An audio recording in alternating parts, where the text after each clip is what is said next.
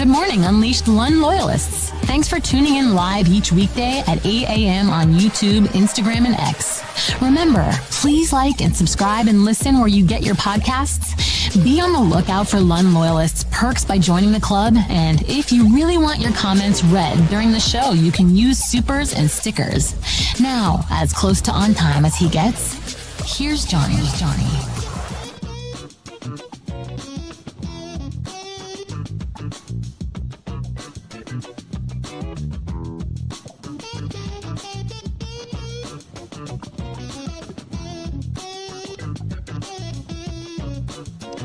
There it is. Officially. Let me turn myself down there. It just popped. Officially official. What it is. Robert Sala is the DC. How many times have we talked about this? My God. It is officially official. Pop this over so you can see everything. You don't believe me? I mean, you don't believe me. All right, how about that? Officially official. You don't need some Adam Schefter. You don't need a Diana Rossini. You don't need a Jordan Schultz. You don't need some insider. There it is. Straight in my inbox this morning from the San Francisco 49ers. Sala, S-A-H-L-U-H. Sala, 45 years old, returns to the 49ers after spending 3+ seasons as the head coach of the New York Jets. I don't know how I did that.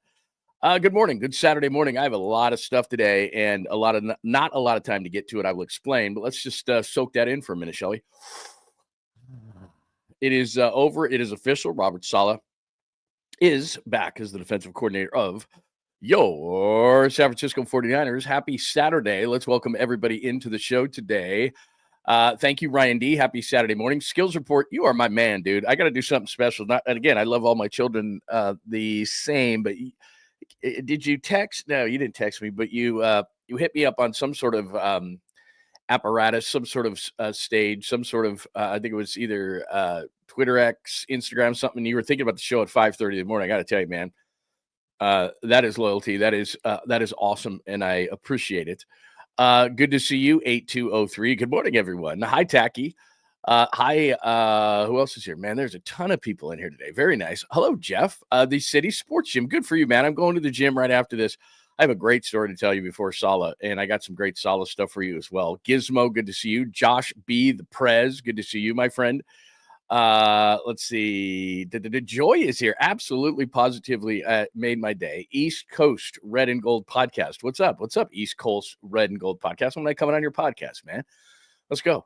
All right. Good morning to everybody. I didn't play anything for you. I did show you that Robert Sala is the official defensive coordinator of the 49ers. That's going to make everybody feel good. This whole story, if you didn't join the show Friday, I know you got a life. You can't be here all the time. But this thing is crazy. Just to kind of review, then we'll get ahead. But that's Rick Stroud. Does a great job covering the Bucs. Maybe someday we'll get him on to talk about this. But goes to Tampa for 26 hours. To be completely honest with you, it's fun to talk about. I don't think Robert Sala was going to Jacksonville from the people that I talked to. I just don't. I don't think he was going to Jacksonville. There were other names. I think they were going to go with an offensive guy the whole time to help out Trevor Lawrence, who has kind of slid back, the former number 1 overall pick. So I don't know how much threat there was there. There was never going to be a situation in Dallas where Sala was going to go there to be anything but the defensive coordinator. And Brian Schottenheimer is now the head coach in Dallas. And Pete Carroll is now the head coach for the Raiders. So there's the update. I haven't updated it today, but Ben Johnson, I did say Schottenheimer or more. Schottenheimer gets that. You can see the shaded in. Cohn is official. Carroll is official. I said Carroll or Spagnola in Vegas. We already knew Vrabel, we already knew Glenn, and who knows what New Orleans is doing. They're talking about Mike McCarthy. That's Flores. Peterson is Doug Peterson. Joe Brady, the OC, the Bills, if they can wait. So I don't know what New Orleans is doing. But anyway, pretty much everybody, right? Everybody has a head coach except for the Saints. So that is the latest as far as that goes, and I really don't think that is going to be that big of a deal. Now, let's get into a couple of things. And I want to get your thoughts and your questions and your comments. If you are new to the program, first of all, thank you. We are live not only on YouTube, where I would love it if you would subscribe. That would be great. And turn your alerts on, because you never know when we're going to be on. We're there, as you heard in the open, 8 a.m. Monday through Friday. I got to get a Saturday open too, because it's not 8 a.m. It's 10 a.m. Pacific right now. And if we got a red and gold folk on the East Coast, then what is that, 1 o'clock? So we had plenty of time to sleep in today.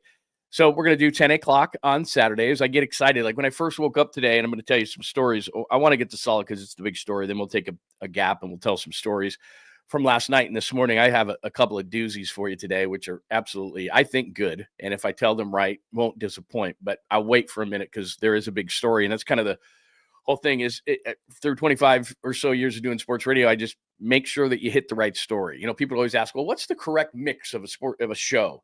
Well, the correct mix is to make sure that you don't miss the big story that people are tuning in for. And if there wasn't a big Robert Sala story finally to the end of it, then I would screw around and tell Saturday stories. But let's do Robert Sala first. So you know all the story. I'm going to tell you in just a second why I really think the 49ers are going to bounce back. And this is just one of the reasons why. But let's let you hear.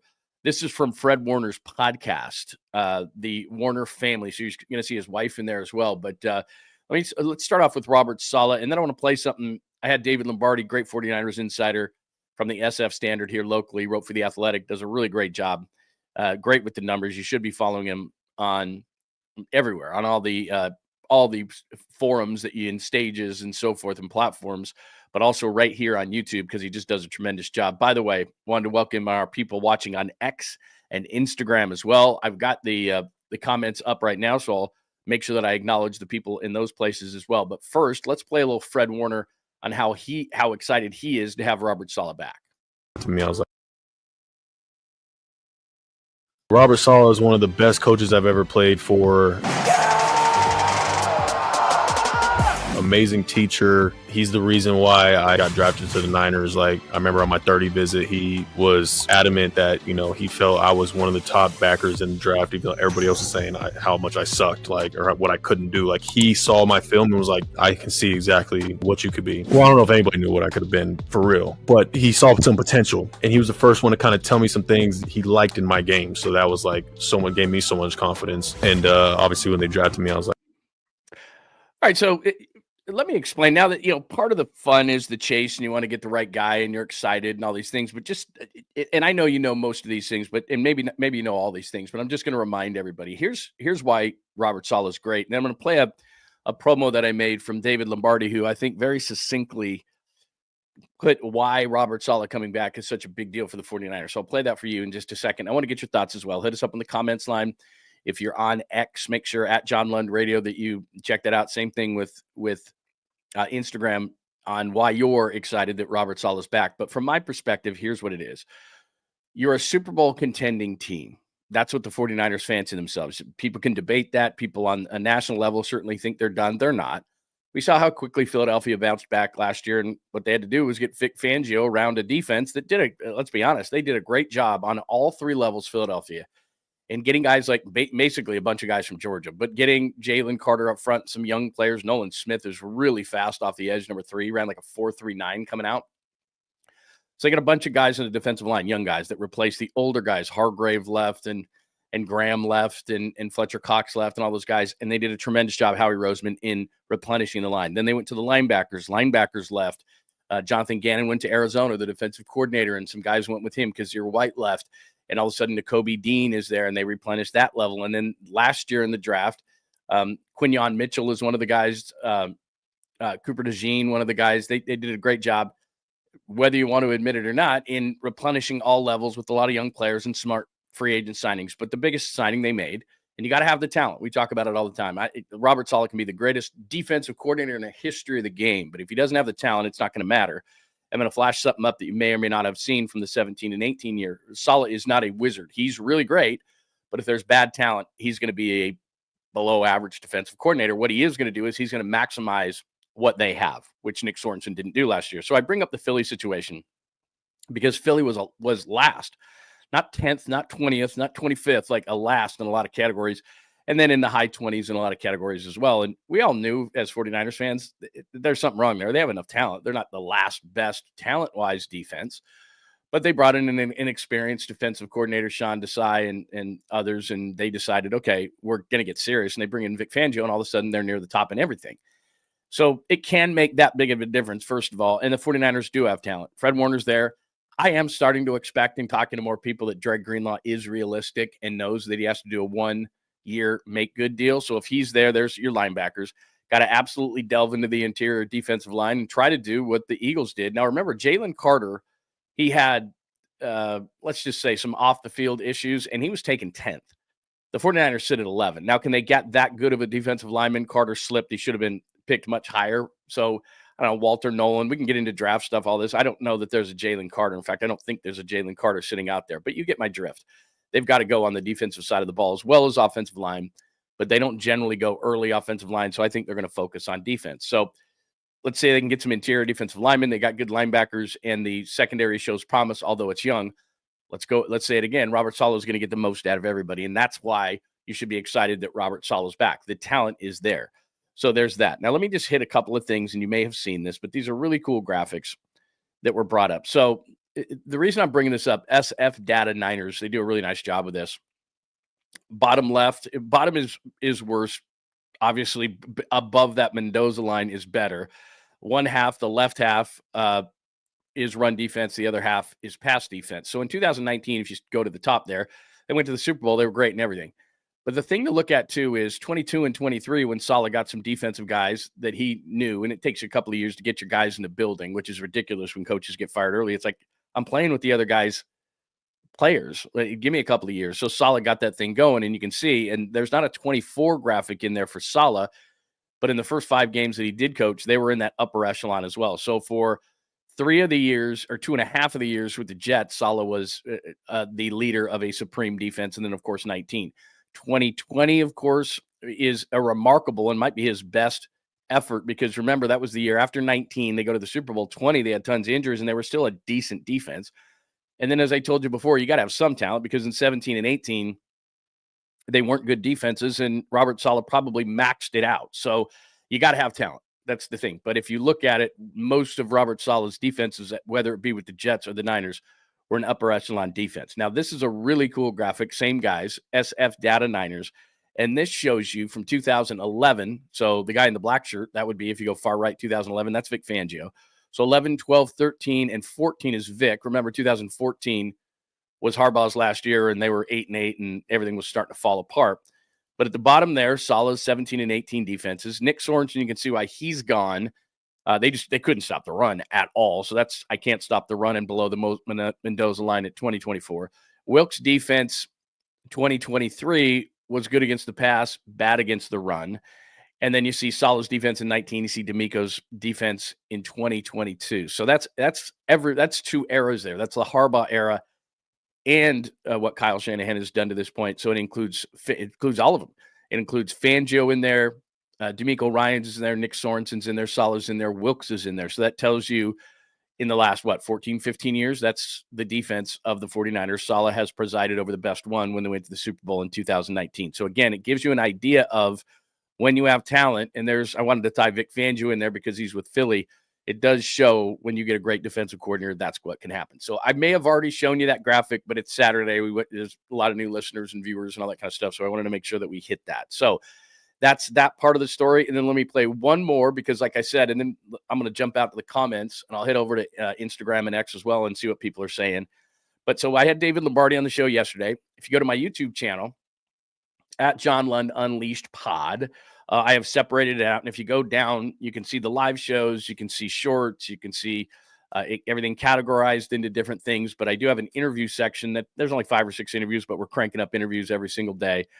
And one of them on there, you can listen to the whole show or watch the whole show, or you can just separate out. And I got the interview with David, which was outstanding. But David, I did a promo yesterday, and David very succinctly, and you're going to see this, he talks about when the defense flipped under Saleh, and you'll actually see a little bit of that video in here, and you'll remember it, and Saleh going crazy on the sidelines. But I think David did a nice job of why it's great to have Saleh back. Saleh obviously brings that. He's now been a head coach in this league, so he's even more experienced than he was the first time with the 49ers. They're looking for somebody who's familiar with what they do schematically, because they don't want to change all too much. They want to combine that with the experience to give themselves some adaptability. And the third thing is energy. All I can think of when Robert Saleh's name pops in my head is week 6 in 2019 against the Rams down at the Coliseum when they had the goal line stop. That was the moment the 49ers defense, as we know it in this modern era, was christened. And that was Robert Sala became the face of that. He became the star, flexing, fired up on the sideline. And I think that Kyle Shanahan realized that with Wilkes and with Sorensen the last couple of years, the energy level wasn't quite there from the defensive coordinator position, the way that he wanted it to be for the defense. So Sala checks the energy box, he checks the experience box, and he checks the familiarity box. And those are the three things that the 49ers have really needed. And that's why they consider him to be the perfect candidate. All right. Well said by David Lombardi, who was on the show yesterday. If you want to go back, it's about a 40-minute interview. We had a lot of fun. We discussed not only Robert Sala, but the special teams situation, Brock Purdy's situation, in which not only the contract, but how it's got to get done and what the numbers could potentially look like. And what does that mean for the Niners cap situation now and in the future? And what else did we discuss? Dre Greenlaw, a bunch of different things, offensive coordinator potential, possibility that we think is going to happen. So it's an interview that I think it was worth your time if you have it today. So anyway, succinctly put, and I think one of the key things that he said right there, and it's something that if, again, you watch the show with any regularity that I've talked about, there's two things for me. Kyle Shanahan can now concentrate on the offense.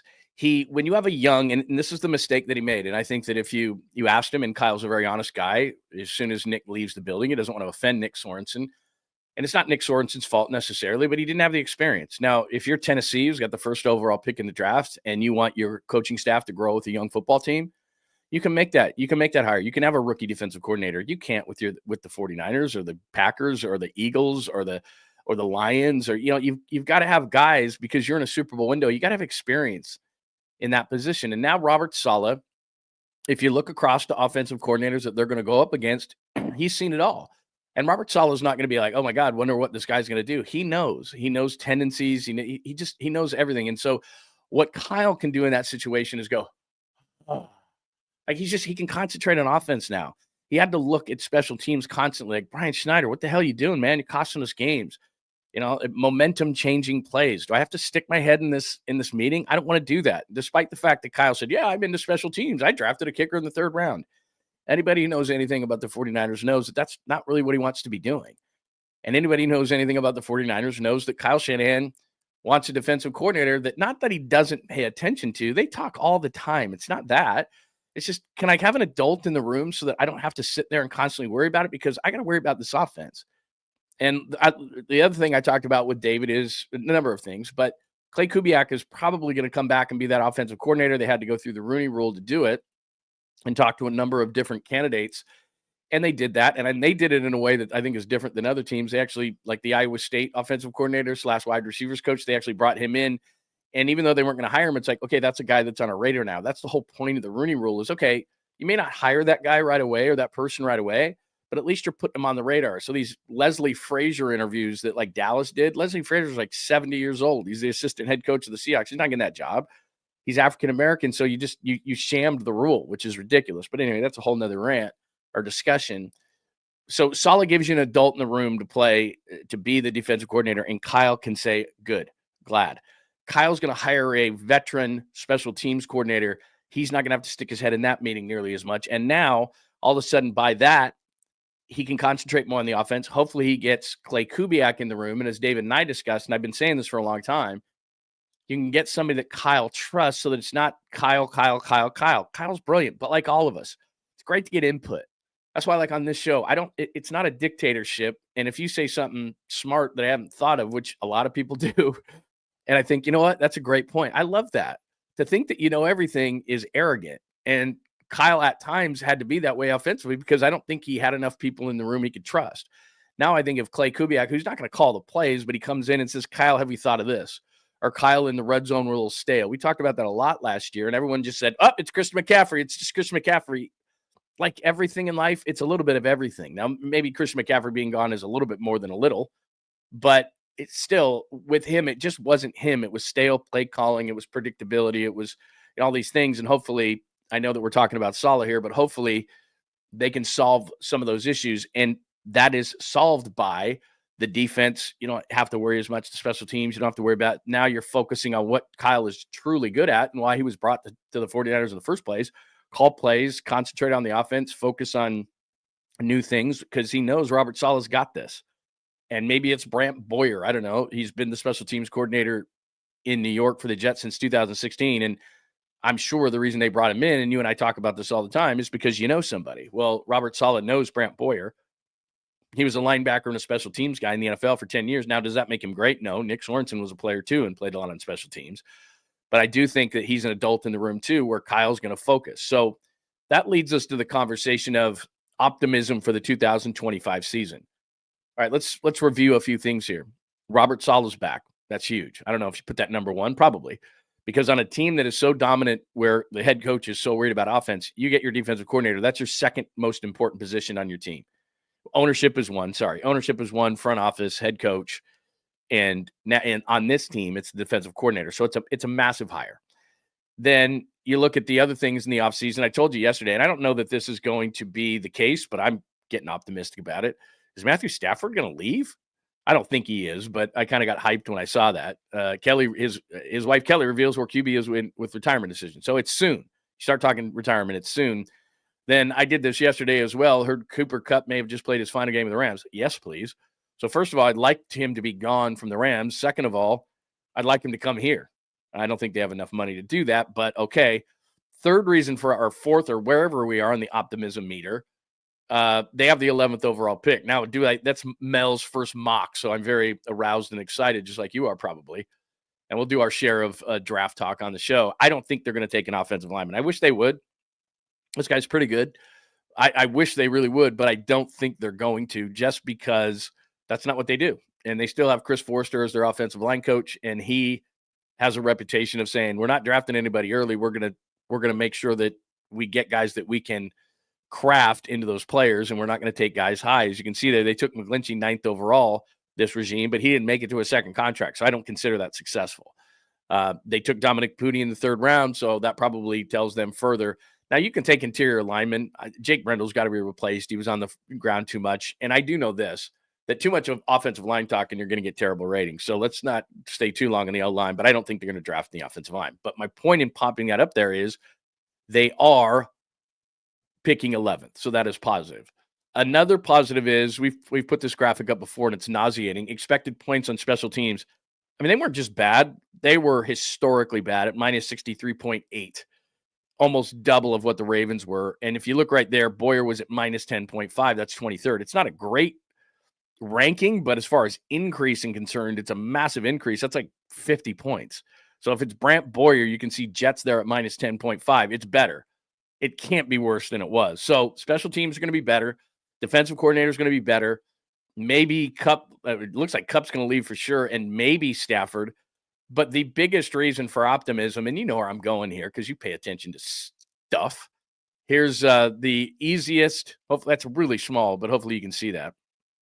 You see 32. That's when 32 is good.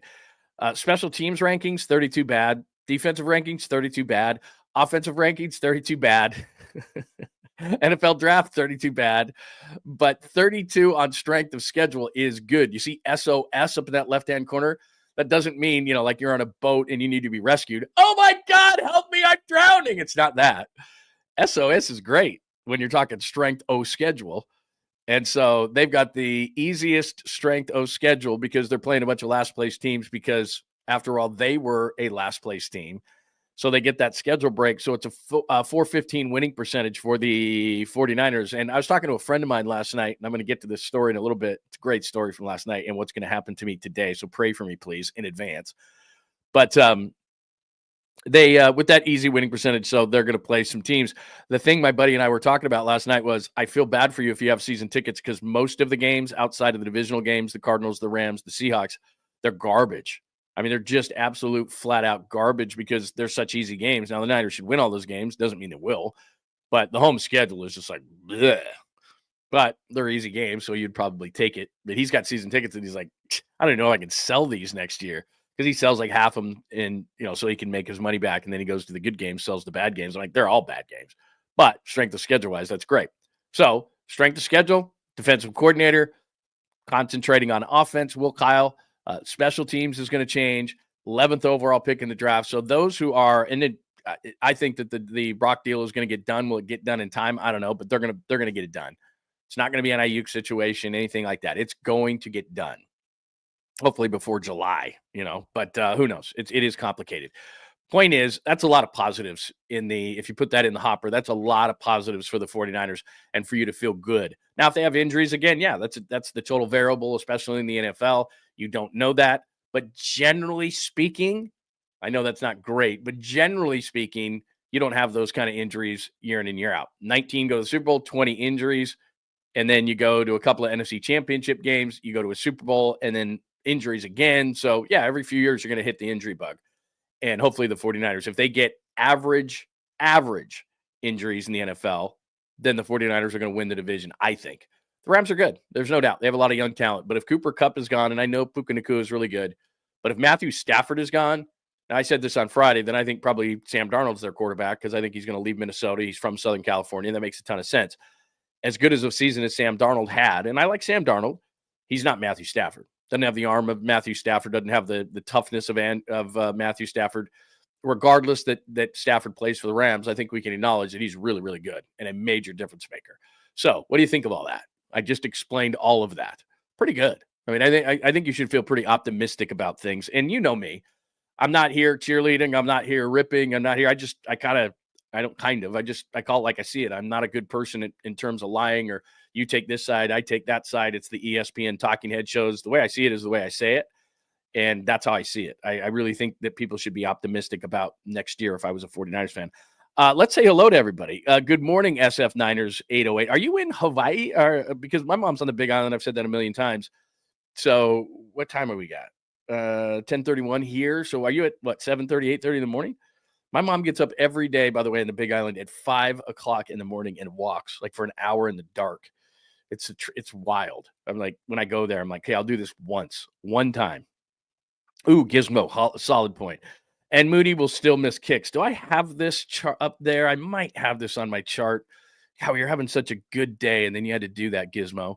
You had to do that, didn't you? Oh, I think I took it off. I was going to show you the kicking stats. I don't know if he's going to be around. I don't know if he's going to be around here. I'm gonna offset what you just did. Did you know that Robert Sala is officially the defensive coordinator of the 49ers? You had to bring up Jake Moody, didn't you? Didn't you? Did you know that Robert Sala is officially the defensive coordinator of the 49ers who just joined us? Got that in my mailbox today. Let's see. I'm not gonna acknowledge it. Yeah, I don't have it. I had it. I had the Jake Moody thing. He was the 31st ranked kicker. I can just tell you that. And they're going to try to rehab him from a mental standpoint. But believe you me, they're not going to just bring in some guy that is I don't know, what was it, Zane Gonzalez last year, who now is kicking for the Commandos. Whatever kick, it's not going to be just some random kicker. It's going to be a kicker that's going to be here legitimately that can challenge Jake Moody. It's actually going to be a competition. I know that for a fact. And if Jake Moody isn't better than who they bring in, then the other guy's going to kick. If Jake Moody can be, it's not a physical issue with Jake Moody. I've said that since the minute he was drafted, and you know how I feel about Jake Moody. I'm not a fan of a kicker in the third round. You can find him anywhere. Bates, the kid from the Lions, came out of one of the UFL or whatever. We know where Brandon Aubrey, the kicker of the Cowboys, came from, one of the greatest kickers of all time, even though he's not kicking like it a whole lot, from the Ravens. He's, Justin Tucker, he's a free agent. And one of the best. I mean, you can just go on down the line. You can pick him up. You don't have to draft him in the third round. Drives me crazy, but whatever. I don't change clothes every segment. I love Pop, and he's going to come on soon. But I get my hat on, especially on a Saturday, because I am going to tell you a story here in a minute. But I do feel, like I said, I feel a responsibility to talk about, oh, you're on Maui, bro. Where you at on Maui? I hope everything's going good, because I've talked to my mom about Lahaina on a number of occasions, and it's so sad. But maybe you're on the other side of the island. But, man, I haven't gone back. It's too depressing for me. I've stopped there coming home and seen the devastation from flying over it, but I don't have the heart to go there yet. And it's just like, oh, man. Maybe you're close to Nelly. Are you on that side? Are you close to Nelly? What do you got over there? That's very cool. So how are you feeling? I just gave you kind of an optimistic thing about this whole thing, and I get you. I'm a realist. They have got to figure things out as far as the kicking is concerned, because actually, when I give you that stat, the expected points really is weighed towards your kicker missing a lot of kicks. So a lot of that can be explained with Jake Moody. So look, here's the other thing too, and this will make you feel better. I'll offset you on that one, Gizmo, which is they're bringing in a new special teams coordinator, and that special teams coordinator is not beholden to Jake Moody. He's not going to be like, well, Jake's my guy. And at some point too, you can't compound the problem. So in other words, you take Trey Lance, for example, in the first round. And you're not going to, some organizations do this, and it's why they're bad organizations. We draft in the first round. We got to give them 50 chances. No, you don't. Like, once it's shown that that player can't play, don't compound the problem. If Jake Moody can't kick, despite the fact that you invested a third-round pick in him, don't continue to trot him out there if he can't kick, because then it's at the expense of the rest of the team. And the rest of the team's going, really? Like, then they start questioning whether you're competent as a front office. Jake Moody is still kicking for us. I'm busting my ass in the trenches every single day, and you still are trotting number 4 out there. Now, look, if they can mentally rehab him, because this is not a physical issue, it really isn't. It's completely in his head. So if they can rehab that, as much as I hate to say it, because I don't like a third-round kicker, you know where I've sat on this whole thing, I'm not a fan. But if they can recoup that, then they'll try to. But if they can't, believe me, they're bringing in competition. They're bringing in competition. And the competition, you'll know who it is. And, you know, they're not set on it, but I do know, in talking to people, that they're not bringing in some dude, you know, free agent from, I'm sorry if you went to this school, you probably didn't, but I don't know why this popped into my head, like William and Mary. You know, it's like, no. Like, they're not doing it to save Jake on kickoffs or something, you know, like they do in the preseason. Like, let this guy kick. We don't want to stretch Jake out too much. It's going to be a competitor, a veteran for Jake Moody. And if he can't get over it, you know, you heard that term, and I've said this a million times already this offseason, complementary football. If you don't trust your defense, you don't trust your special teams, you don't trust your kicker, how can you play complementary football? Everybody's got to be on a certain level on a football team. That's what complementary football means. Everybody's got to be on that same level. And if I don't trust the defense, I don't trust the offense, I don't trust the special teams, I don't trust the kicker, I don't trust the punter, I don't trust the quarterback, you know, it just starts to snowball. That's like, then everybody's pissed. If that makes any sense. All right. How we feeling? How we feeling on this Saturday morning? Can I tell a story real quick? Because like I said, I wanted to make sure that if you were going to tune in at 10 o'clock, knowing that Robert Sala is officially official, that's what we wanted to talk about. All right. So it's not that I'm going to go too far away from this, but let me just tell a quick, you know what? You just mentioned Instagram. Let me make sure that, because sometimes what I'll do is I'll sit in this room, and then the people from mainly the YouTube channel will just, you know, and then I'm just looking at what you're saying, but good amount of people in the in Instagram as well. Good to see people over there. Let me check X real quick as well, so I'm not ignoring everybody. Good morning to everybody over on X. Or let me jump back to the studio here. Very nice. All right, let me tell you a story, real quick story. All right. So again, if you're new to the program, you can see on the right-hand side there is a chalkboard, episode 41, quick Saturday show. I said it'd be quick, and we're 37 minutes in. I'm not even close to what we've talked about. So I'm going to go to teenagers here in a second. It's not creepy or anything. Sala official, David Lombardi, I played, NFL head coaches, Pete Carroll, Brian Schottenheimer, the latest, Carroll to the Raiders, Schottenheimer to the Cowboys. Draft list, I haven't gotten to that. The Warriors are playing the Lakers tonight. Pirates rejected is a great story, and you cannot leave before you see, I should say. I'm stuck into the radio thing. Until you see and or hear, if you're listening on the podcast, Apple, Spotify, wherever it's your favorite podcast, the Will Ferrell story about Christopher Walken that was on the Tonight Show last night. Outstanding. We got to play that before we get out of here. I guess we'll call that the caboose pistol, although it's not really a caboose pistol, but it's funny. So you got to stay to the end today. Got to stay to the end. All right. What did I say? Oh, teenagers. So get this. Just a quick palate cleanser, and then we'll get back to stuff. I think this is good enough to make a break here, even though I know you want more solid stuff. So my wife goes out of town. She's in Lake Tahoe. A couple of her friends are going. And so she took our stepson. My son's son is, it's not even a term. He's at Arizona State. You know that. So then we have a 7th grader and 9th grader. The 7th grader is in Tahoe with his mom and a couple of girlfriends and stuff. And they brought a couple of their boys. So it's kind of a boys' mom trip. And she's not watching. She's in 9th grade. So she's the best, right? She's the best, our 9th grader. But my wife tells me on Friday, yesterday, by the way, she's having 6 girlfriends over, 6 teenagers over on Saturday night, just so you know. Now, my viewpoint is, like I said, I'm remarried. I have a 21-year-old son, and I love having a stepdaughter, as I'm stumbling and stammering. I love having a stepdaughter, but I'm not versed in any of this stuff. So it's not like I'm inept and I can't do this. It's just I've never had it. So my wife goes out of town and says 6 teenage girls are coming over on Saturday night.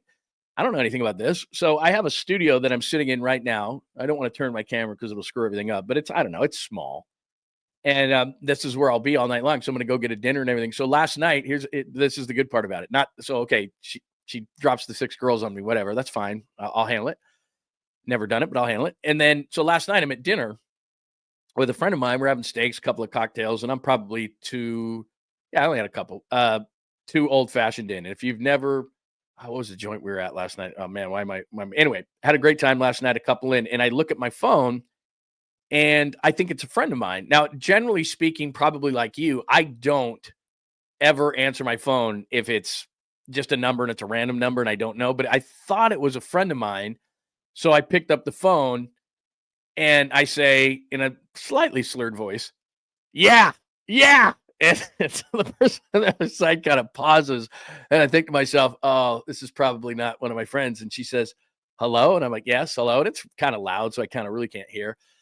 And she says, well, one of my daughters is coming over tomorrow night. I just wanted to make sure everything was okay and that it was all right and that you would be there. And I mean, she's got to be thinking to herself, some guy with a loud background just yells at me, yeah, like that's it. We're probably not off to such a great start. And then I kind of focus back in on, this is a young lady's mom and she's probably nervous and all this stuff. And maybe she's never had a sleepover and it's 6 girls and all this stuff. We got the hot tub, the pool, the whole, like she thinks it's going to be some wild party. And I dial back in, I lock back in. I'm like, yes, absolutely. I will. So I went from like, to, yes, absolutely. I will be here. I'm a very responsible man and I will be watching over the girls and blah, blah, blah. And she's like, okay, yes, that's great. And anyway, so that was my night last night. And so now I've got to lock back in and I've got 6 young teenagers coming over tonight and I have no idea. My thought is, and somebody could help me with this if they want, if they have daughters, my thought is just kind of like boys, because we had boy sleepovers all the time. And it was like, yeah, I just throw out a bunch of pizza and come out here, lock myself in my studio, hang out a little bit. I got TVs and the whole thing and all that kind of stuff. Maybe I'll pop on. I got nothing else to do. Maybe I'll do it later, but I'll watch the Warriors, I'll watch the Lakers, all that kind of stuff. So anyway, I'll stay out of everybody's way. I'll have my phone on and everything, but it's, they don't want me hanging around some dinosaur. Are you kidding me? It's like, who's the old guy? Like with the Tito's hat, sucking down cocktails. Let's get away from that guy. So anyway, I thought I'd do a little shopping, get a little food in the house, some sodas, not drinks. I was going to say drinks, but it was like, oh, Lund's going to provide drinks. No, I'm not that morally corrupt. I'm up there, but not that. So anyway, yeah, I decided to throw a bunch of food out there, maybe order a couple of pizzas. I mean, that's all I got to do, right? Oh, there you go, Joy. So what do I got to do here? They're about 15 years old. So there's no trick here, right? I don't have to do anything that I, like a bunch of boys coming over, just throw pizza out there. We throw the hot tub on, put some lights out in the back, make sure that, I think everybody's fine. She's very responsible, by the way, extremely responsible. So I think I don't have any problems here, but my wife's only called me 82 times today already. What time is it?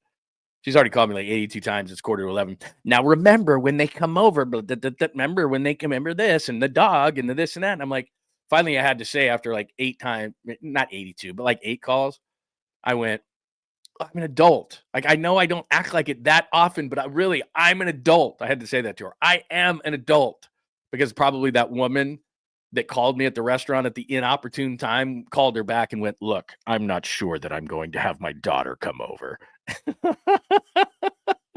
Leave the Wi-Fi password out. Lund in charge of 6 teenage girls. I'm not in charge. I'm absolutely. See, there's Joy. See, there's the voice of reason finally. Pizza, soda, leave them alone. Yeah, that was my thought. And I told her, I picked her up last night because I'm very responsible.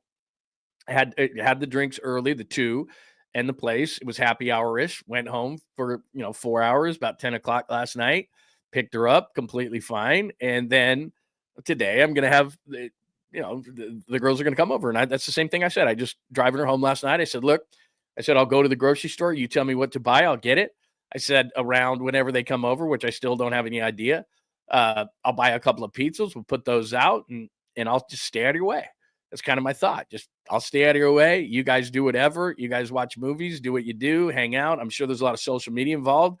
If there's any boys, then we have a problem, because I know what young boys are all about. So no, that ain't happening. That's the line. I could tell the woman who was all nervous. Yeah, believe me, there's no boys coming over here. It's not happening. I can handle that part of it. I know that all too well. I raised a boy. I know what they're all about. So that's all. No, dudes aren't sneaking in. No dudes are sneaking in. No way. No way. Even though I'm going to be sitting out here in the studio by myself, locked in here all night long, got nothing to do. I'm going to be right where I am now. No boys are coming over here. No chance. No. Yeah, that's exactly why my wife went to Tahoe and then told me when she was driving there. That's the best part of it. Like, she didn't tell me when she was here. She drives me and leaves about 3/4 of the way there and does the, oh, by the way. Hey, oh, by the way. Oh, I forgot to tell you. How can I forget? 6 teenage girls are coming over on Saturday night. Oh, by the way. I'm like, oh, what do you mean? Oh, by the way. But it's okay. If I handle this correctly, you know this. If I handle this correctly and it's no big deal and I don't complain and it just goes off without a hitch, then I gain, credibility here. I gain a little bit of, that'll be good, because then right around, remember that weekend I watched the 6 girls in that Saturday night. Yeah, I'm going to Vegas to play poker. I mean, I don't know if that equates. It probably doesn't. Like, I'd have to probably do 4 or 5 of these to equate a poker weekend in Vegas. So yeah, I probably am not going to get that, but it doesn't hurt. Like, this is going to add to the pile, right? This is, when I screw up, it's like, remember that one time the 6 girls, you were out of town, you were in Tahoe, like, this might buy, at minimum, this will buy me like a screw up. Like, why did you do that? I'm mad at you. And it's like, whoa, before you put me on the couch, remember the Saturday night? Remember the 6 girls Saturday night? You went to Tahoe and you did the, oh, by the way. So maybe they'll buy me at least that. All right. That's it. Steve, don't tell me these kind of things. When I was a teenager, we did try to sneak in an all-night teenage girl party. We were invited, and we told them what door. Yeah, she's responsible. Maybe not, because my parents, to a point, thought it was. I blew that thing out of the water, so I'm not a good example of it. But anyway, yeah, we do have a dog. He's not a ferocious dog. I should bring him on the show sometime just so you can see him. He's a Bernedoodle, but he doesn't look like a poodle. I'm not a poodle guy. If you are, that's totally fine. I'm not judging you at all. But he thinks he's like rough and gruff and tough. He'll bark. So I guess he would alert me to someone being here. That would be about the best thing he could do. So anyway, that's the teenagers part of the chalkboard today. So we've gone through Quick Saturday, which isn't happening. I always say that. Then it's like, what am I? An hour into the show, I haven't even cleared my throat yet. So there's no quick anything. So the next time you see me put something on the board as dumb as quick, just go, shut up. Quick Saturday, not happening. Teenagers, Sala official. David Lombardi, I played that for you. He succinctly put why this is such a good idea. NFL head coaches, told you about that draft list. Let me do this just because I don't know if draft equals ratings. So let me just go down. Did I not put it up here? That's fine. We'll get to it later at some point. Did I not put the draft thing up here? No, I didn't. All right, never mind. Scratch that from the board. I was just going to say that I think it's Matt Miller. I can explain this. I don't really need one of these. Matt Miller has put up his top 50 or whatever. So we're getting to that point. We're almost to February.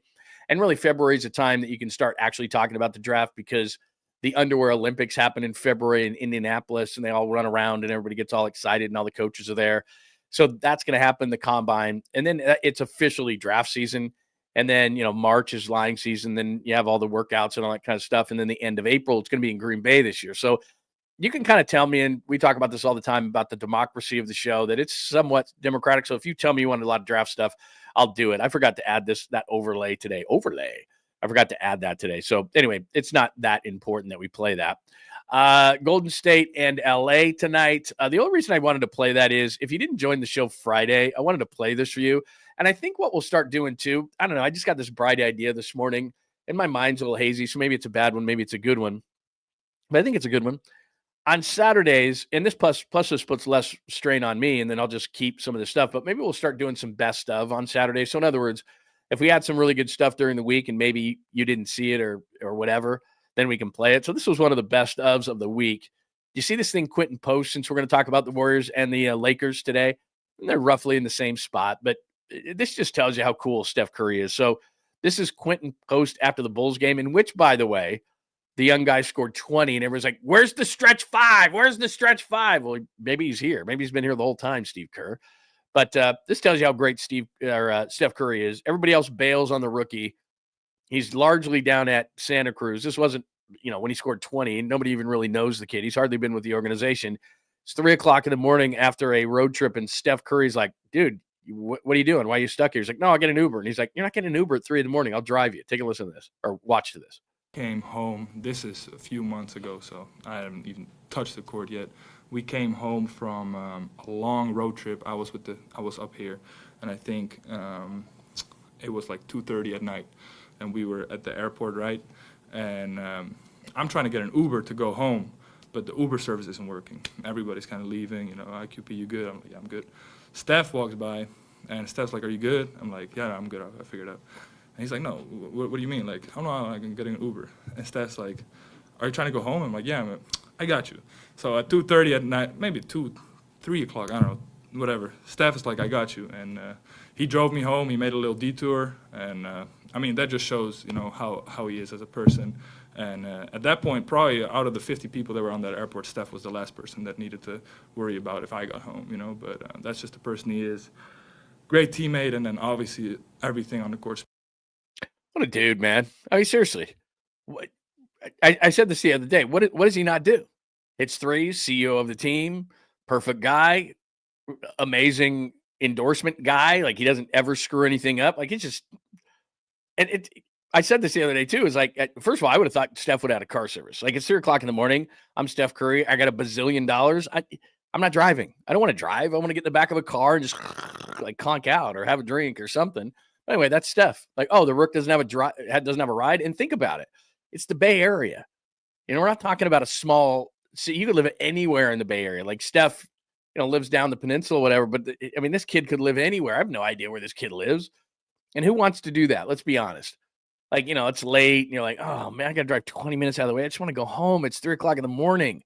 Like, if Steph Curry had a car service do it, that would be different. But, like, Steph Curry's got a car there and he's driving. Now, maybe that's a totally pretentious thing to say, but I would have thought with the amount of money Steph has is like a car picks me up at the airport, back from the trip, and I'm going to go in the back and lay down, and this guy's going to drive me home, and he's going to wake me up, and hell, he might carry me up to bed. I don't know. But Steph Curry's like, yeah, I never heard of you, man. This is 2 months ago. Kids playing at Santa Cruz. They don't even know who the hell this guy is. He's like the 15th guy of 15. And Steph Curry's like, I got you, man. I'll drive you home. It's 3 o'clock in the morning.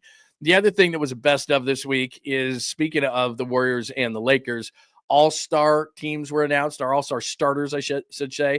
And, of course, Steph Curry, Kenny Smith said Steph Curry. Yeah, that's an easy one to say. Antetokounmpo, that's not a hard word. That's not a hard last name, I don't think, anymore. But here is Charles and Shaq, well-known NBA players, but apparently not.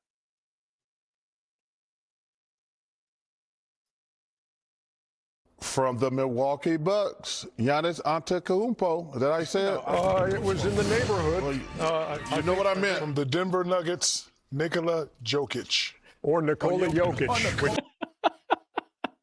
I don't know. Maybe it's the charm of the show. I know that's what they're trying to do, but it's like, for the love of God, man.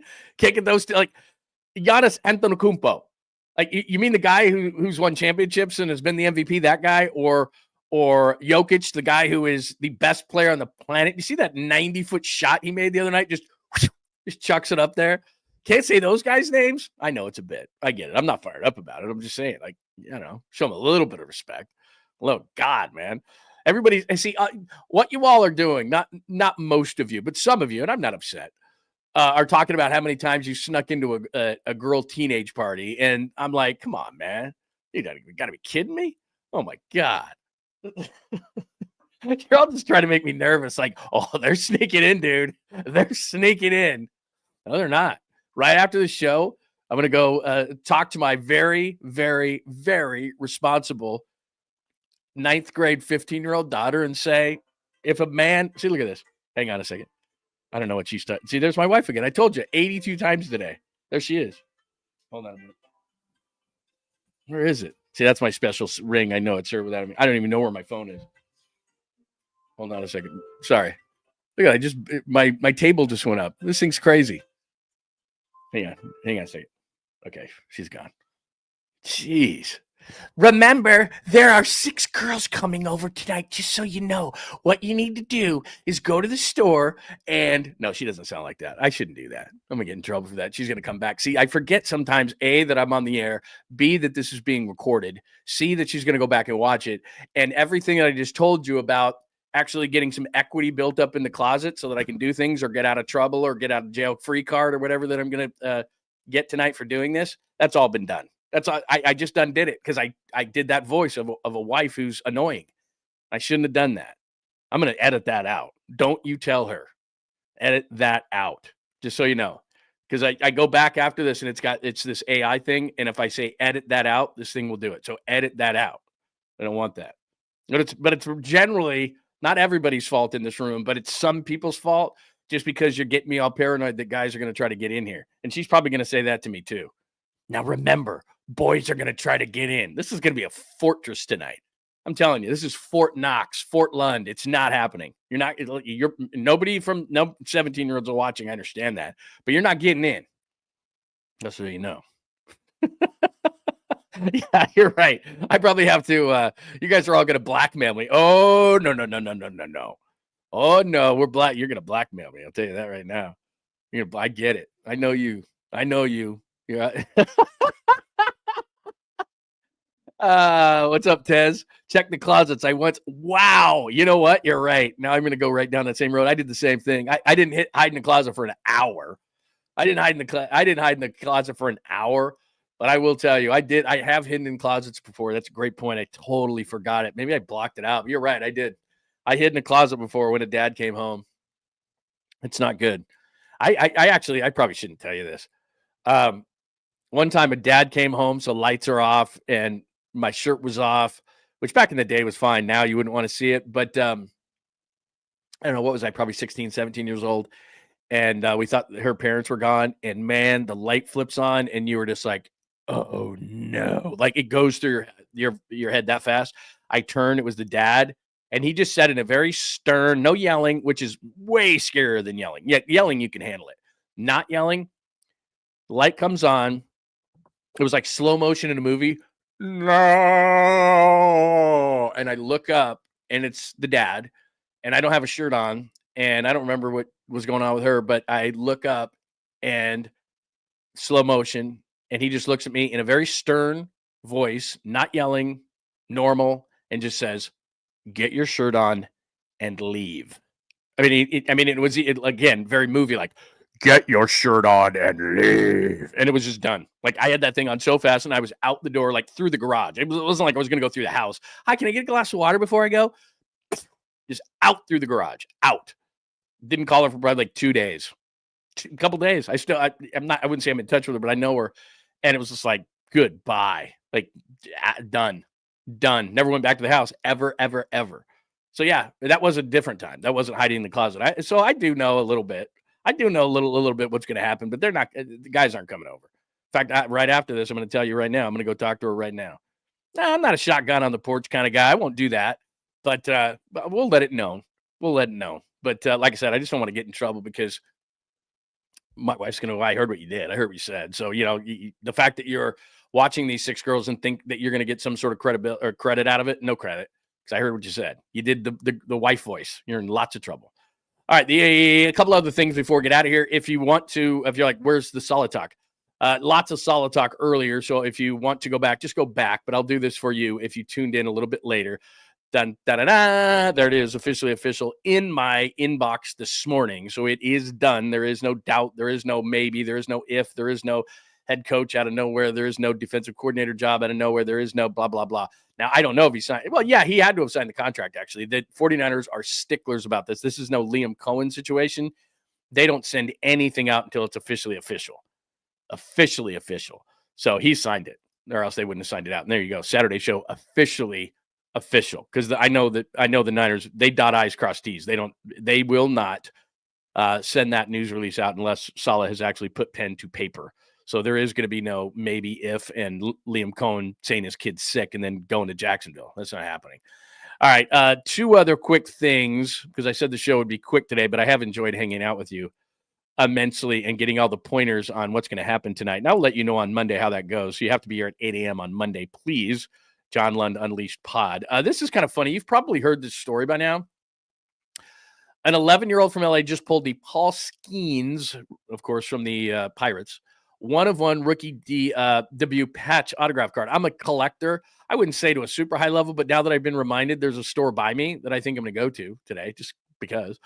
So this 11-year-old just pulls it out of a pack which has never happened to me in my entire life. And I'm not going to say I'm a huge collector, fairly decent, but not huge. I've never done anything like this.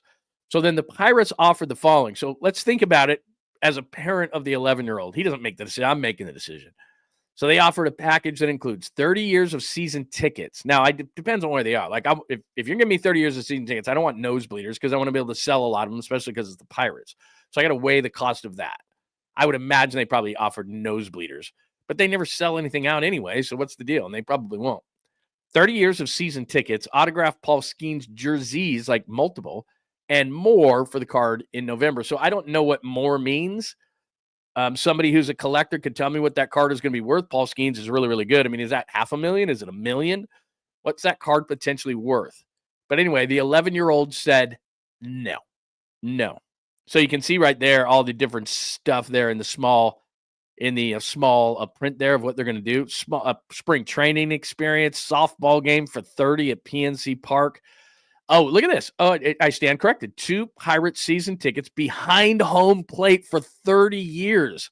I mean, even though it's a Pirates, you could sell that for a lot. 30 years for a pair? That's got to be worth more than the card itself, isn't it? I don't know, man. I tell that 11-year-old, we're taking that. That's pretty good. I mean, that's a damn good offer, isn't it? Now that I look at the small print. Sorry, I didn't read the small print. Behind home plate for 30 years.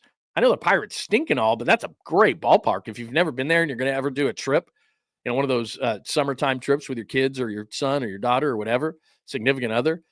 I have done that, and I lived in Pittsburgh for a brief period of time. Actually, my son was born there, and it's a great ballpark. I mean, people in the summertime are going to go. They're not very good. They were decent last year, but they're generally not very good, and they don't spend a lot of money. But two tickets behind home plate for the Pirates, that's worth more than the card for 30 years? Plus all the other stuff? I don't know. I'd have said yes. A couple of jerseys. I'd have said, give me a couple other cards too. Like, give me a couple of good, valuable cards as well. Okay, you can't, not the 101, but give me like a, 1 of 10 or 1 of 25 or something. Anyway, that's a pretty good deal. So there's that. Am I missing something there? That seems like a pretty fair deal. But again, here's the business side, and I know you guys are smarter than me when it comes to this. On the business side of things, if they're offering that, then that card is monster money. If they're offering 30 years behind home plate, like if you're offering 2 nosebleeders, who cares? Because the Pirates aren't selling out anyway. But 2 behind home plate, they can sell those tickets. So maybe I'm wrong. Because if anybody who offers you that, like big time, it's Major League Baseball organization, they know what that card is worth. So probably. What about Skeen's girlfriend? I knew we'd get one of those. All right, let me do this. Finally, let me do this to wrap up today. And thank you so much, by the way, for coming in on a Saturday show. You didn't have to do this. Hopefully, we gave you a lot of insight into Robert Sala. Didn't give you a lot beyond that, but we did give you a lot on Robert Sala to start the show today. But this will make it worth your while. So, great story. Will Ferrell might be the best guest as far as late night shows are concerned. His movies have been, look, I'm a big Will Ferrell fan. From Saturday Night Live to his early movies. Some of them haven't been great lately, but you cannot deny, regardless of what he does, that as a late night talk show host, he might be the best around. So he tells a story last night with Jimmy Fallon on the Tonight Show about running into Christopher Walken, and everybody knows. I didn't load this, I probably should have, but the Saturday Night Live bit, right? The cowbell bit on Saturday Night Live. Everybody knows that. You know that, right? So that's the backdrop. So if you don't know it, go back and watch it. But everybody pretty much knows it, and everybody knows Christopher Walken and the voice and all that kind of stuff. So there's the backdrop for it.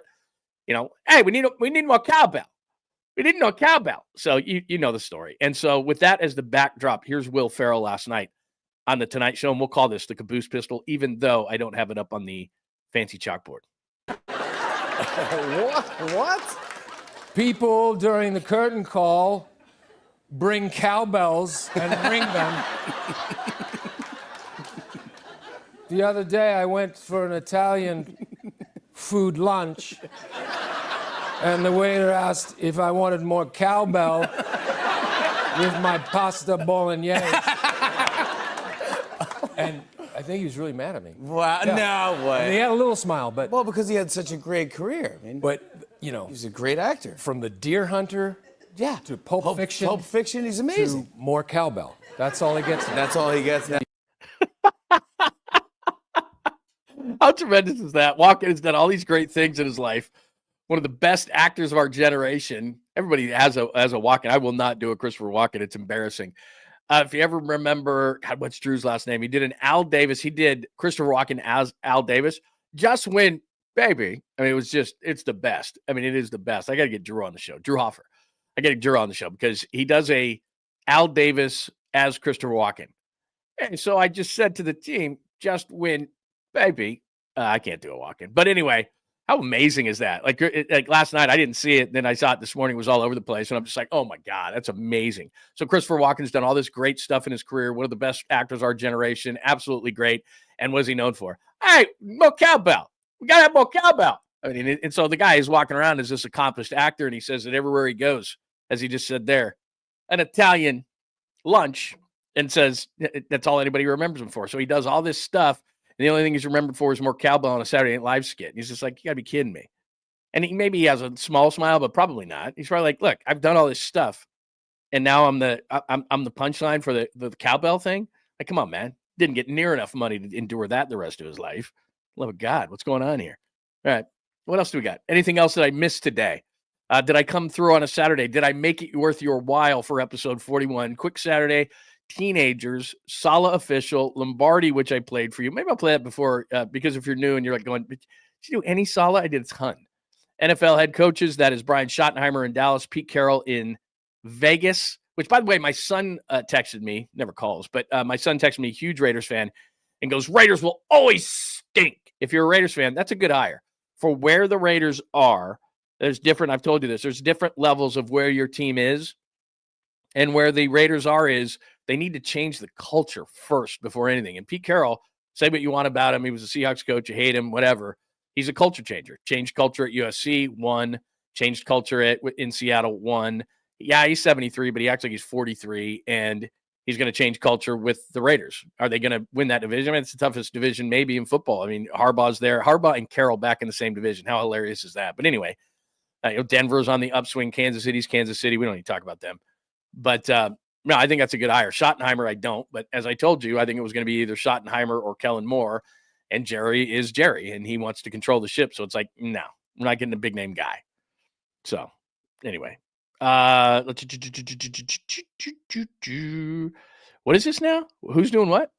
Talk to Derek. He moves his show to Thursday for a month now, wants to reclaim the Saturday 10 a.m. slot. Oh, are you talking about, who are you talking about? Damon? Who's doing that? 10 a.m.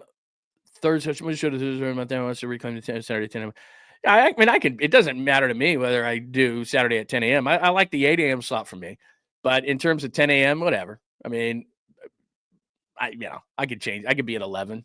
I don't know that I want to do 9 o'clock on a Saturday. I need a couple of hours to sleep in a little bit on Saturday. Like I said, I went out last night, probably overdid it.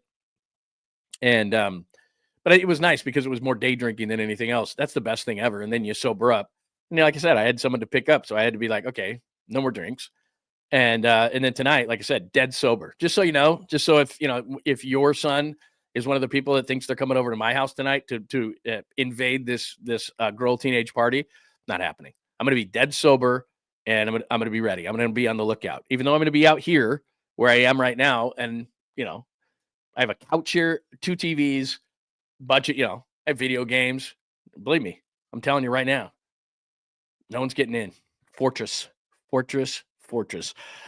So that you know that I talk sports today, let me just play this. I did. I talked a lot of Sala, so go back. But I'll play this for you one more time because I think this is put succinctly and perfectly of why, and it is official that Robert Sala is the defensive coordinator of the 49ers. So let me play this one more time, a promo that I made yesterday. And if you want to hear this whole interview, watch this whole interview. Just go to my YouTube page where you will please subscribe and put your alerts on and likes and all that stuff. David Lombardi, full interview is about 40 minutes long. John Lund Unleashed Pod. This is from yesterday, and I think David does a good job of why it is great to have Robert Sala back. For experience, and Robert Sala obviously brings that. He's now been a head coach in this league, so he's even more experienced than he was the first time with the 49ers. They're looking for somebody who's familiar with what they do schematically because they don't want to change all too much. They want to combine that with the experience to give themselves some adaptability. And the third thing is energy. All I can think of when Robert Sala's name pops in my head is week 6 in 2019 against the Rams down at the Coliseum when they had the goal line stop. That was the moment the 49ers defense, as we know it in this modern era, was christened. And that was Robert Sala became the face of that. He became the star, flexing, fired up on the sideline. I think that Kyle Shanahan realized that with Wilkes and with Sorensen the last couple of years, the energy level wasn't quite there from the defensive coordinator position, the way that he wanted it to be for the defense. So Sala checks the energy box, he checks the experience box, and he checks the familiarity box. And those are the three things that the 49ers have really needed, and that's why they consider him to be the perfect. Well said. That's well said. The experience thing was a huge thing for me. I've discussed the energy thing. I think the first time I played that, I didn't mention that. And I've said this for a long time. If you're a regular viewer of the show, maybe it means nothing, but I've covered 49ers training camp for a lot of years. When Vic Fangio was there, when from the Harbaugh years, since about 2010, that was the first training camp I covered. And energy is a big deal defensively. It's just different. The offensive coordinator, even though Kyle is an emotional guy and he'll get pissed and drop F-bombs and all that kind of stuff, if in training camp or in practices he doesn't like what he's seeing from an execution standpoint, it's the Robert Salas. And Steve Wilkes was a flatliner. And when Dennis Allen's name came up, he was a flatliner. Defensive coordinators are flatliners. Maybe it means absolutely positively nothing. I want the guy jumping out of his shoes. I want him having the defense as rabid dogs. I want, saliva running down their face. And I just want all of that. And Robert Sala brings that. And it was a great point by David there in that if you go back to 2019, that was the moment. He said they were at the Coliseum before SoFi had opened, and that was it. You saw Robert on the sideline. How many times have you seen that? And that's the way Robert is, and he's that way in training camp. And he's the one, by the way, and I can play this Fred Warner thing for you. I played it at the beginning, so maybe you missed it if you jumped in late, so I'll play that again for you before we get out of here. But that's why Fred Warner is the way he is. And if you've ever seen him or if you've ever heard about it in practice, he's a major pain in the ass in practice. He's a major thorn in the side of the offense. He doesn't care if he's seen the same play 4 or 5 times. He's going to intercept the ball. He's not going to let them just execute a play. And it pisses off a lot of the offensive players, but he got that from Sala. He didn't get that coming from BYU and like, I'm going to be a thorn in their side and a pain in their butt. He's that way because he's trying to challenge the offense to get them better. Well, he got that energy and all that from Sala. And he was the one who instilled that. And a lot of these guys who are still around get that from him. But Nick Sorensen wasn't that kind of guy last year. Wilkes wasn't that guy in 23. D'Amico was kind of in the middle. He wasn't a yeller or a screamer, but you could tell he had energy. And then Sala was just off the rails, as you just saw in that promo. So I like that. Maybe it means nothing, but I think it does. Defensive coordinators can be wild men. Offensive coordinators have to be like, okay, we just got a 60-yard play, but now we're in the red zone. I got to stay calm here, call another play, can't get emotional. Defensive coordinator gets a sack on a third down. He's flying on the field or a goal line stand, just like you saw there from Sala. I think it's important. Let me play this Fred Warner. Again, I played this really early in the show, right out of the gate, right off the jump. And this is why Fred Warner, this is his podcast with his wife, Warner Family. I think it's Warner Family Rules, right? Here is Fred Warner on why he's excited to have Sala back. I was one of the best coaches I've ever played for. Amazing team. Hold on a second. They screwed that whole thing up. It's the reason why I got drafted to the Niners. Like, I remember on my 30 visit, he was adamant that, he felt I was one of the top backers in the draft, even though everybody else was saying how much I sucked, or what I couldn't do. Like, he saw my film and was like, I can see exactly what you could be. Well, I don't know if anybody knew what I could have been for real, but he saw some potential. And he was the first one to kind of tell me some things he liked in my game. So that was like, someone gave me so much confidence. And obviously when they drafted me, I was like, all right, so you can see there, Fred Warner loves the guy. I think he brings good energy. We went over everything. I think David Lombardi did a really nice job on the show yesterday, and I just played that for you a minute ago, of just kind of telling you, look, the experience is huge, the energy is huge, the confidence he's going to give, the ability that Kyle Shanahan's going to be able to focus on the offensive side of the ball and not have to peek to his defense going, does this guy know what he's doing? He ran a team, and he ran a good team. Defensively, I've given you all the stats and the numbers. I could throw that up one more time, so that you don't have to go back. You can go back and look at it anyway, but these are impressive numbers. You can look at Sala's charts, but the one thing I would warn you against, even as great as Robert Sala is in 17 and 18, they didn't have talent. Bottom bad. When they didn't have talent, they weren't good offensively, defensively. But 22 and 23 and half of 24, that's not on this chart for the Jets, really good. 2020 was probably his best performance, even better than 19, because 2020 was when he had all the injuries with the Niners. Nick Bosa, Solomon, I think everybody went down. 19, they went to the Super Bowl. So even Robert Sala, as great as he is, needs talent. And as I've said before in this whole thing, he will maximize your talent. That's what a good coach will do. No coach, and I mean no coach, is great with no talent. Duh, Lund, duh. I'm just reminding you that just because Robert Sala has come in does not mean he's going to be great. And earlier in the show, we talked about Vic Fangio going to the Eagles. They had talent. They just needed to kind of pull it all together and figure the whole thing out. It's the same thing with the Niners. Don't let anybody else tell you. Now, do they need interior D-line help? Yes. But I think this is more likely that Dre Greenlaw comes back. Greenlaw, Warner, Bosa, young secondary. Demo Lenore is good. Renardo Green looks good. Those safeties, he'll get the best out of the safeties. That's what I mean. If you have talent, he will get the most out of you. He cannot make bad talent great. He can make good talent great. And I think in the draft, rather than going O-line, and I agree with Steve. I think you said this earlier. I'm not going to go deep into the draft, at least until February, or at least until they get to the combine, which I may or may not go to. But we'll wait a little bit on that. But I just don't think, like Mel's first mock draft, I got excited. I'm opening it up. Woo-hoo-hoo! And then it's Kelvin Banks, offensive lineman, Texas, which I have no issue whatsoever. I just don't think, and this is where I think some of these mock drafters don't get it, because they've got to look at every team. And so they're like, oh, this makes sense. They need a D lineman. This makes sense. He's my highest rated O lineman. This makes sense. He's my highest rated corner. Everybody's got a different view of what they want. And the 49ers have a philosophy that they don't draft offensive linemen high. So if they took Kelvin Banks, the tackle out of Texas, I'd be happy, but I don't think they're going to. I think they're going to try to get the best interior defensive lineman or best defensive player, or whatever the case may be, but we'll see. So anyway, I think that's good. How'd we do today? Quick Saturday, teenagers, Sala official, Lombardi, head coaches, draft lists, which I didn't load, but we'll get to that blind enough. Enjoy the game tonight, Warriors and Lakers. We'll probably have, I can't get out of the house for that. I just remembered. Pirates rejected, review the week. I think that's probably a decent idea, right? Do some best of stuff. I'll keep that on my video board, and then we'll play it on Saturdays, do some best of. We did that with Quentin Post and Barkley and Shaq not being able to pronounce names, and Walken and Ferrell, which we gave you as kind of a caboose-ish pistol kind of thing. I think that'll do it for Saturday. I hope you guys have a tremendous Saturday. Don't try to come over to my house. Yeah, I did see somebody say that they wanted to be security for me. I wouldn't be against that, because I'm going to be out here. Maybe if you could walk the perimeter. Man, if you know what, if not that I'm an Elon guy, but if, you know, those robot dogs that they have, how would that be? Just have a couple of those things, you know, circling the house. That'd be good. When you even get close to this house. Anyway, I'll handle it. Thanks to everybody for hanging out. Thanks for making the time. I do not take that lightly. Appreciate it. If you missed any of the show, you can go back and watch it on YouTube. Also, of course, we'll hit a button and we'll be off to Spotify and Spotify, wherever you get your favorite podcast, Apple, Spotify, all those places as well.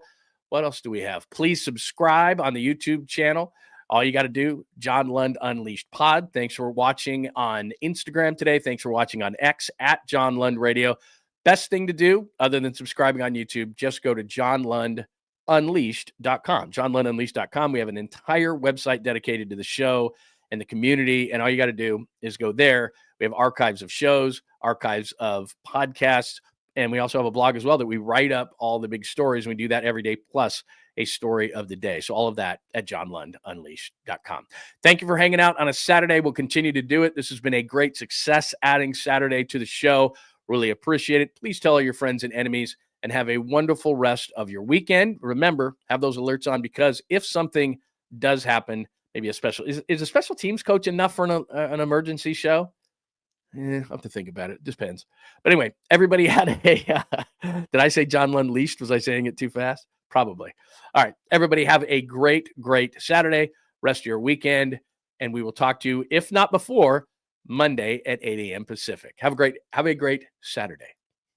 Thanks for hanging out with John Lund Unleashed. We'll try to be better next time, though I wouldn't hold my breath.